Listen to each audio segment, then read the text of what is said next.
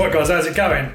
Today I'm looking at something quite interesting. I've just got this, well I actually got this a little while ago and I just haven't had the chance to sort of look at it yet. It's basically like a voltage and current meter, you know, like it's sort of the thing you'd use to sort of monitor batteries. Obviously that's kind of why I got hold of it, but I've just looked at it and it looks really quite interesting. It's got a relay in here so you can sort of remotely control it, but it's got this screen here which is actually wireless. So what you can do is you can actually have this box tucked away somewhere and then you can have this screen. It's actually connected to its own USB port on the sort of main module, but you can actually connect this. Apparently you can connect it, according to the manual, you can connect this to anything. You can just connect this to like a power bank or a 5 volt you know, power supply, and this will pick up the signal from that. And yeah, it just looks like a really cool meter. I mean, when I bought it, I kind of saw it and thought, yeah, I'll have one of those. You know how it is. But I'm just looking at, I mean, the PCBs are like, it's just really, really high quality. You know, I was thinking it was going to be a bit nasty, and it's got me thinking, I might just put it in a Twizy and run the heating from it. So run some wires from the main battery in the Twizy, not the big one, the actual 12 volt battery, because the 12 volt battery in the Twizy is actually connected to a DC to DC converter from the 60 volt end, goes through a DC to DC converter, which is part of the charger, and then it comes out at the battery, the lead acid battery that's in there, like a 12 volt one, for starting the car. Now that's notorious for sort of going wrong, and the charger isn't that great. It's just like a really brute force power supply, I think. But anyway, that aside, what I'm thinking, I could use this to run some heaters, because I'm thinking it's great having these battery powered heaters, but it would be kind of nice if they were actually in the car, you know, that it was installed in the car and you don't have to worry about charging them, all that sort of thing. I could use the extra heaters, you know, as portable heaters when it gets cold, but actually using, you know, having something in the car that's always in the car, that's always going to work, that it especially will work when you're at a charging point. That is kind of where I'm thinking. So in order to do that, I can't go through like some of these normal heaters. Obviously they plug into the cigarette light plug or the accessory jack, and we've been through all that. It doesn't work. The Twizy power output on that is very low. It's just enough for like USB things. I actually run a heated seat pad off of that as well. But anyway, what I'm thinking is running a couple of wires from the battery, putting it into this box, put this box inside the car, this little meter here as well, so you can actually then monitor the 12 volt battery as well, so you can see what's going on, and then connect the heaters to this. This is good for 30 amps apparently, so that's what I think I might do. Right, here we go then. So I've got it wired up, positive and negative going into the input, and then you have to loop this wire around to power the main board, so you can have higher voltage at this end than you do at that end, which is cool. Just straight into a power supply running 13.9 volts, and our display, which is just brilliant. It just looks really nice. So yeah, you can control here. It's got a temperature sensor as well, which I've plugged in right on the other end of that wire, so you can control the relay. So the relay's off at the moment, but if you press this OK button, here we go, and then you see the little LED. It's also got some really nice features as well. You've got overcurrent protection and low voltage protection, overcurrent charge protection as well, so overcurrent in and overcurrent out. How cool is that?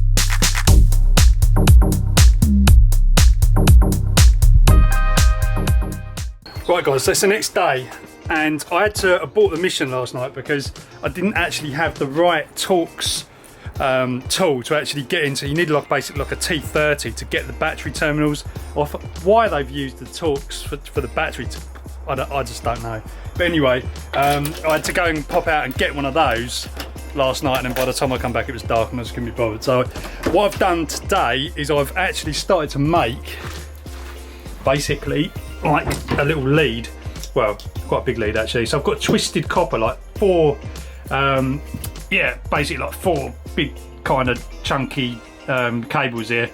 I've done a few tests on this sort of length of copper before with kind of high current, and it's pretty good when you kind of join two wires together. So I've started to make up this little lead, which what I'm going to do is I'm going to connect one side of it to the battery terminals in the Twizy. Obviously, I'll say this again, I'm not expecting to run stuff from the battery directly in the Twizy. I'm actually what I want to use, I want to access the DC to DC converter, which takes the main traction battery down to 12 volts and then gives, I think it's like a 360 watt power output, so it's like a kind of a charger for the lead acid battery. That's basically what sort of battery's in the Twizy. That is a replacement. I was going to replace it, but actually I think the Twizy battery's fine. This has got some weird old terminals on which don't, well, this is standard, but the ones in the Twizy are weird and they kind of have they're upright and they have a hole in, so I'll probably have to drill these out if I want to replace that, and it's just another thing. So today I'm going to take the front of the car off, try and access those terminals. I've got the T30 bit now, and yeah, and what I'll try and do is get some kind of like ring terminals that are the right size, and then hopefully I can just, you know, run a wire into the main cabin of the Twizy, because I mean there's nothing between the front of the car and the footwell. It's literally just like a bit of plastic, so it shouldn't be too hard to get the wires across, and then I can bring it up, fuse it, and then I've got a high power output. Hopefully that's the plan. Right, first thing, unplug the Twizy. Obviously, don't want any of that problem. Get the front of the car off to get to the battery. You've got to undo two little bolts here. There's one there, one over the other side as well. And then you just pop these two things off, and that's how you get to the battery behind there. Screws are out, so just pop these trim things off, and then you should see the front of the car. Right, I need to put the camera down.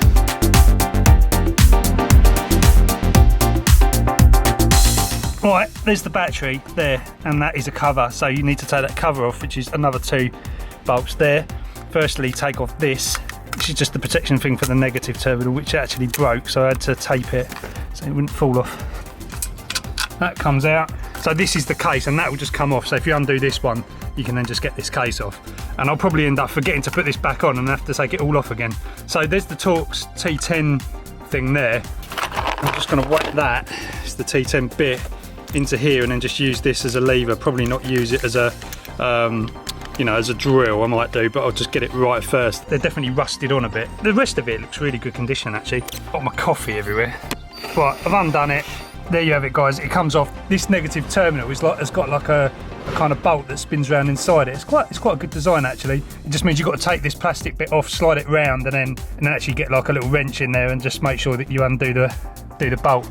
Anyway, that's off. I'm thinking these are probably going to work. I'm not going to crimp them on, obviously. I'm going to solder them, but yeah, I reckon I'm just going to go and test them and see if they actually fit. Okay, they fit. Right, solder them on. Right, just finished the second one. When you do these, make sure the solder don't flow onto the actual terminal, because obviously then it won't sit straight when you try and put it together. But basically one's done, got heat shrink on there. I'm going to put a big bit of heat shrink over the whole lot. And yeah, could be good to go. Right, there we go then, guys. Professional looking lead. I had to remember to put a little bit of tape on there to make sure I know what one's positive. But yeah, there you go, good to go. Alright, so I'm going to plug that in. No fuse at the moment, because I'm going to go straight to this plug and then work out what I'm going to do there. I might end up yeah, undoing this, cutting this wire. Obviously while it's live, you can't do it any other way, can you? Right, back at the car. Next thing to do is figure out where to actually thread this blooming thing. I mean, there's so many holes in here, so I've actually covered up quite a bit of stuff in here because of the thing, but look at that. I'll probably just run it down there. Doesn't matter if it's near the steering rack, does it? Right, I didn't run it through the steering rack, that's a bit stupid, wasn't it? I just went over the back of the trim at the back, and it just pops down, and it actually comes out. It came out in here, which is quite interesting. So that just kind of is the back of, I don't know, it's weird. But anyway, that goes down, and my two wires are. Right guys, both of them are on, so nothing really to report. It just sort of kind of happened really, but yeah, nothing major. I've just finished up then, so I've just put a bit of tape over that to make sure that doesn't come off, stop the water getting in a bit. And then I've actually routed the cable round to the front, because it was actually right around this. There's another one here which is actually right near that gaiter for the steering. Anyway, that's all right. I'll leave that like that, and I'll put the front back on. So we got 12.9 coming through there, which is the sign of a really good battery. I think when this car's plugged in, it's actually charging, so let's just check. Everything else is working in here, so that's good. I just need to turn the ignition on. Right, I haven't turned the ignition on, but I've actually just plugged the car in to test this because I wanted to do it. And when it's actually on, the car's charging and the lead acid battery is obviously charging, so you're getting power there from the DC to DC, so it's exactly what I want. So that's knocking on 15 volts, which is what we want. This little socket fits nicely up here. I just poked it up there. The idea is I can then use this to connect that box of tricks. I need to go via a fuse as well, really. So I just wired up the little box and the little control box for the display. So I've done that. This little terminal, I'm not sure if they're going to handle 30 amps, but we'll soon find out. I had to make a fuse holder as well, just out of a couple of little spade type connectors, because I didn't have any fuse holders. I've got a 35 amp fuse in there. I need to just put the rest of the casing on this, and hopefully I haven't done it in such a way. Yeah, looks like I have. Okay, right, it's done. That wasn't easy to get that top on and get these big fat wires in there, but it's all done. I'm just gonna, well, let's give it a go. Here we go then. It's all working, which is cool, but obviously we, knew it was gonna work. But so 14.63, so the car's plugged into the wall and we got 14.63. So it's like it's almost like sort of doing a trickle charge or something. I've heard bad things about the charger in the Twizy, that it actually just, piles power into the lead acid battery all the time. But and some batteries have actually exploded in the cars, like kind of, burst open. Lead acid batteries, don't usually just kind of go bang or explode, but they will kind of swell and acid comes out. It's really nasty. Anyway, so I'm going to turn the charger off and just see what happens on the display here. So you can see it starts to drop down from back to kind of like its resting voltage, which will be about 12 volts. So it does actually continue to put a little bit of charge into the battery. Whether it's a float, if it's a proper float charge, then it'll be alright. All I need to do really is find out where I'm going to put this little control box, and then work out what heaters I'm actually going to run from this, and see exactly what we can actually get out of it. Okay guys, so I've just plugged in the heater directly to this. I haven't gone through the actual this box as yet, because I obviously want to try and play around with some stuff, but so there's a good amount of heat coming out of there. We've got 8 amps going out. This is 8 amps from the main traction battery via the DC to DC converter, so there's 8 amps going out there. If you actually turn this off, so I'll just unplug it, hang on. So if you turn that off, it just goes down to 3. It's taking an extra, this is the difference with high voltage and kind of lower voltage. It's taking what, like 4, 5, 6, 7, 4, 5 amps or something to run this, but it will obviously be a few hundred watts at the other end, won't it? That's quite interesting. I can actually step this heater up even higher. I'm nervous to do it because I'm not sure exactly how much current is going into the battery from the DC to DC converter, because then you just end up, eventually you'll just end up discharging the battery if the car can't charge the 12 volt battery. I'm rattling on, but I think it makes sense. Well, just a couple of days later, I kind of went and got another one of these just to test, because I've been using these fans, but I thought I'd give this one a go. This is basically supposed to be like a 150 watt heater, and I mean it's very small, very compact, and I'm thinking maybe rather than use one big fan like these, I could use multiple ones of these to get to my power. Anyway, I've just been kind of messing around with it, and so if you just fire up the power supply, you can see it's starting to draw some current, and you're getting some kind of warmth coming out there. But last night I did test this, and it is actually really good. It starts off pretty low, and then you can see like the power basically just creeps up, and at the end of it, it's about 15. After probably like, I don't know, 30 seconds or something, it hits about 15 amps. You can see this very well on here. It hits about 15 amps, and the warmth coming out of there, I mean, it's basically about 200 watts. It's actually silent, and there's a good amount of heat coming out of it.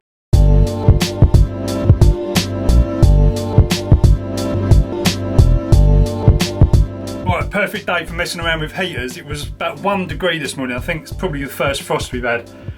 So that's pretty good.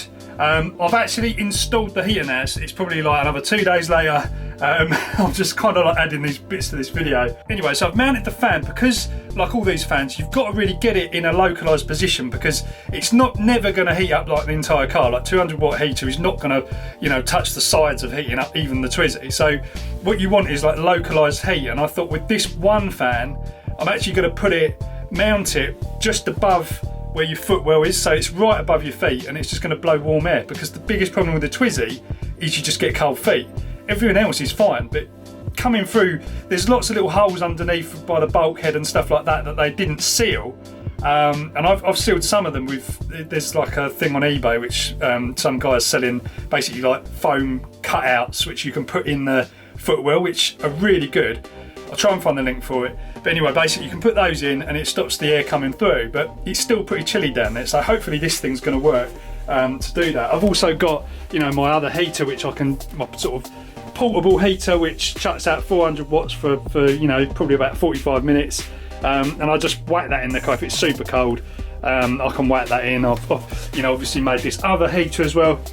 It's kind of heater overload, but I mean, if we were to put all these heaters in that car, you'd be toasty as hell.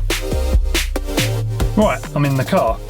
So I don't know if you'll be able to see this clearly, but there's the heater there. So I've stuck it right up there. And if you look at where your feet are basically there. All of the other gubbins is actually tucked up inside there. You can see my power pole connector. So it kind of blows down, a nice amount of heat. So what I've got here is just a micro USB lead, which actually is the Parrot's USB port.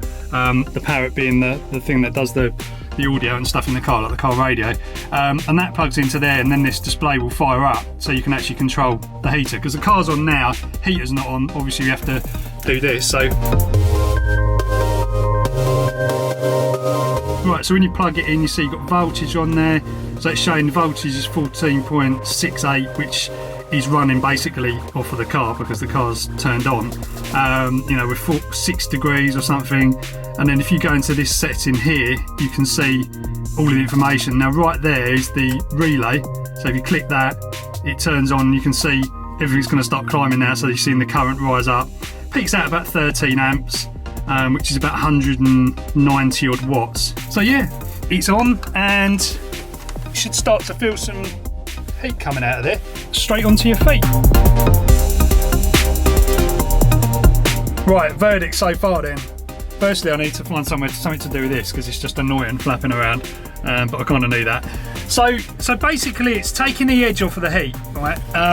And I wasn't expecting obviously miracles, but it is kicking out a fair bit of air. Now what's obviously happening when you're going along, you're getting a bit of air circulation as well. So it really is kind of localised to your, it's localised to your feet. My feet aren't cold. I think probably if I didn't have this on, they'd be pretty nippy. My hands are cold. Obviously this sort of car, you're kind of expecting it. It's, it's more like a motorcycle than a car. But what's quite interesting is the way the voltage is moving around as you're driving. I'm not sure how this DC to DC works, but I saw this drop down to about 13 volts, and now it's kind of sitting at the, I don't know, I mean it's sitting at the sort of around the 14 volt mark. Obviously this probably isn't going to be charging the 12 volt battery when this is on, because I don't know how much power there actually is available. But if you're doing like short journeys and stuff like that, it won't be enough to kill the battery completely, because it charges obviously when you charge the car, when you plug the car in.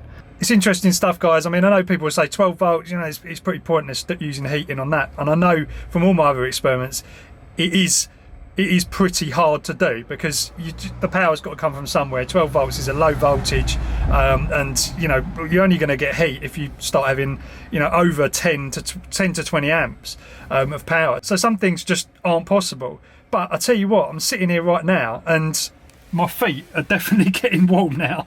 I think it's pretty cool. I mean, eventually I will start doing some stuff with the main traction battery, and I think that's where things are going to start to get interesting, because you've got a 60 volt battery there, and basically that can kick out 1 kilowatt really easily. So you could have a proper heating system in here if you wanted to, but there's lots of things. I'm not going to be changing the battery in this yet. I want to try and go high voltage with this battery, to try and make the Twizy faster.